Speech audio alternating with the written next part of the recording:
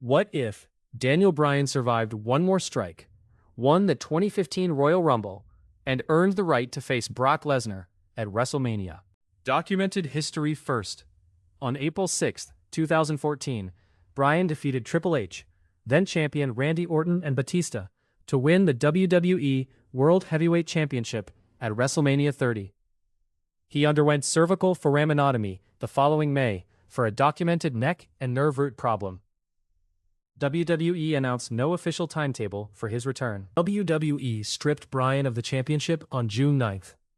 He announced his return and Royal Rumble entry on December 29th. Now, the exact cutoff. Rusev has forced Bryan onto the outside apron, but Bray Wyatt has not yet landed the strike that put both feet on the floor. From Wyatt's attempted strike onward, our timeline is fictional.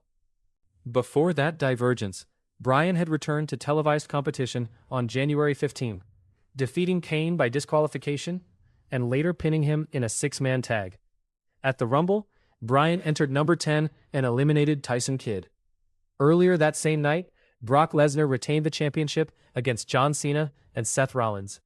Those are facts. What follows is booking. Our rewrite begins with one economical change. Wyatt swings, Bryan ducks. The blow catches the top rope, giving Bryan enough time to slide beneath it and return legally. The escape is not treated as luck erasing danger. It becomes the first proof that Bryan's path will depend on awareness, timing, and opponents making costly choices. A hypothetical field narrows to Bryan, Roman Reigns, Rusev, and Wyatt. Bryan answers the earlier ambush by knocking Wyatt from the apron with a running knee. Reigns then charges Rusev, but the powerhouse sidesteps and sends Reigns over the ropes. Reigns is not humiliated. Aggression simply costs him the fraction of a second. Bryan survived. Bryan cannot lift Rusev, so the finish rejects the usual giant-slaying spectacle. He attacks the legs, retreats from a corner charge, and pulls down the top rope. Rusev catches himself on the apron. Bryan rebounds and lands one final knee, sending him to the floor. Daniel Bryan is our hypothetical 2015 Royal Rumble winner. The victory image matters, but so does its purpose. Bryan does not point toward a collection of possible dream matches. He points toward the championship he was stripped of, while the broadcast frames Lesnar as the obstacle. The Rumble has answered who earned WrestleMania. The next act asks whether that opportunity can survive WWE television. In our fictional Raw segment, Bryan's imagined promo is summarized rather than quoted. He selects Lesnar and explains that reclaiming the championship means confronting the most difficult champion available, not searching for a detour. This gives Bryan a proactive goal. He is not merely repeating WrestleMania 30. He is testing whether his restored career can carry a new burden. The authority does not erase the Rumble result. Instead, this hypothetical version publicly imposes a pressure test. A four-man contender series will produce an opponent for Bryan at Fastlane, with Bryan's WrestleMania opportunity at stake. It is unfair, but legible. Weekly television now has a spine, and every contender has a concrete reason to enter the story. Roman Reigns defeats Kane by surviving a punishing heavyweight match rather than sprinting through it.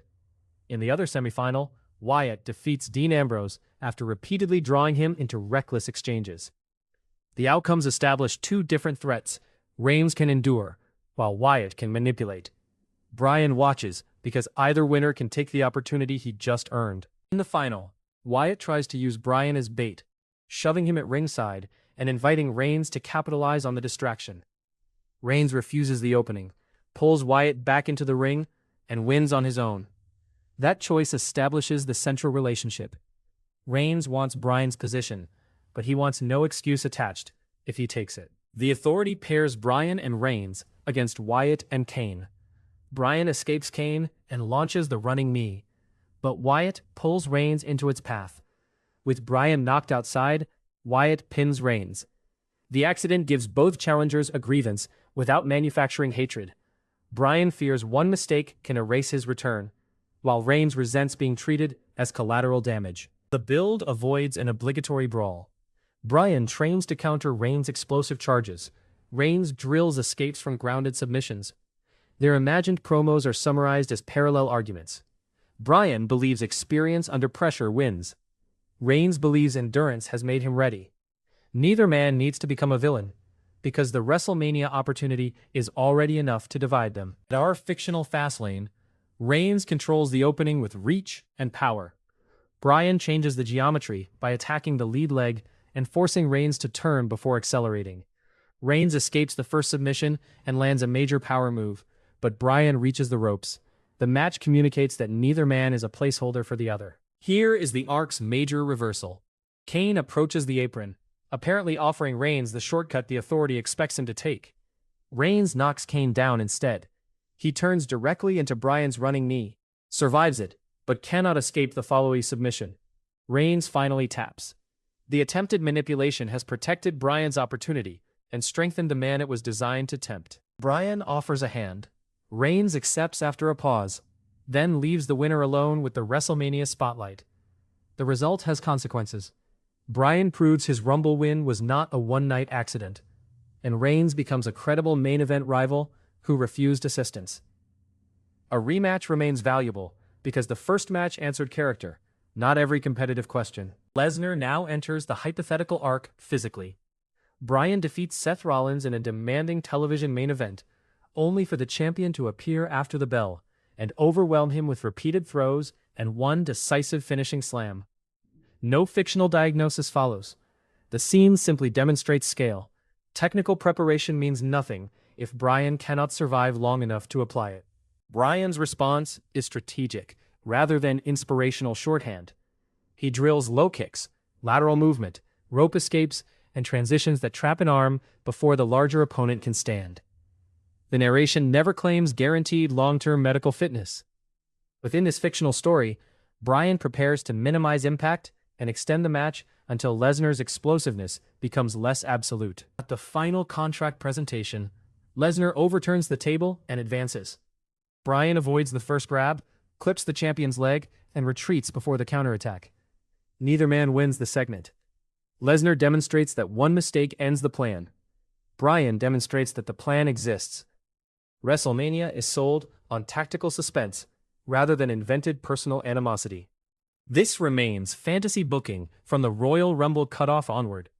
In the stadium main event, Bryan enters first, without an elaborate spectacle. Lesnar follows with the generic championship held high. The contrast supplies the image. A compact challenger who needed 2 months to protect his opportunity, facing a champion who can invalidate that work in seconds. Bryan opens with movement and low kicks. Lesnar absorbs 3, catches the 4th, and throws him across the ring. Bryan attempts an arm transition, but is lifted before he can lock it. That early failure is essential. The champion does not cooperate with the underdog formula, and Bryan cannot simply repeat the strategy that defeated Reigns. Lesnar dominates with throws and body pressure, repeatedly forcing Bryan to restart from the canvas. Bryan finally creates space by driving the champion's knee into the ring post and attacking the leg. He lands the running knee, but Lesnar catches a second attempt and hits his finishing slam. Bryan kicks out once, not to become invincible, but to purchase one final adjustment. Lesnar charges for the finish, but the damaged leg buckles just enough for Bryan to redirect him into the turnbuckles. Bryan lands the knee, immediately traps one arm, and applies the submission instead of covering. Lesnar powers toward the ropes. Bryan rolls through, captures the leg as well, and removes the champion's base. After a prolonged struggle, Lesnar submits. Bryan wins clean. Bryan receives the championship he lost without being defeated for it in documented history, but this victory belongs entirely to our fictional timeline. The celebration is brief enough to preserve the result's weight. Lesnar leaves without a handshake or post-match attack. Bryan has solved one match, not permanently conquered the champion or guaranteed anything about the future. The aftermath gives the title reign a structure. Bryan requests contenders determined through matches rather than personal selection. A four-way between Reigns, Rollins, Wyatt, and Ambrose headlines the night. Reigns pins Wyatt after Rollins and Ambrose remove each other from the finish. The WrestleMania celebration therefore creates an immediate consequence. Bryan's first challenger is the man he narrowly defeated. Bryan and Reigns meet in a 2 out of 3 falls championship match. Reigns takes the first fall with his spear. Bryan wins the second through submission after targeting the arm. In the third, Reigns escapes the submission and nearly repeats Fastlane. But Bryan counters the final charge with the running knee. Bryan wins 2 falls to 1, and Reigns again leaves stronger than a shortcut victory would have made him. Reigns shakes Bryan's hand and exits. On the next fictional broadcast, Rollins wins the continuing Contender Series by exploiting a collision between Wyatt and Ambrose, earning the next championship match. That is the lasting rewrite. Bryan becomes champion. Reigns becomes an honorable rival rather than a rejected replacement. And the next antagonist must qualify. None of it happened. But every result causes the next story.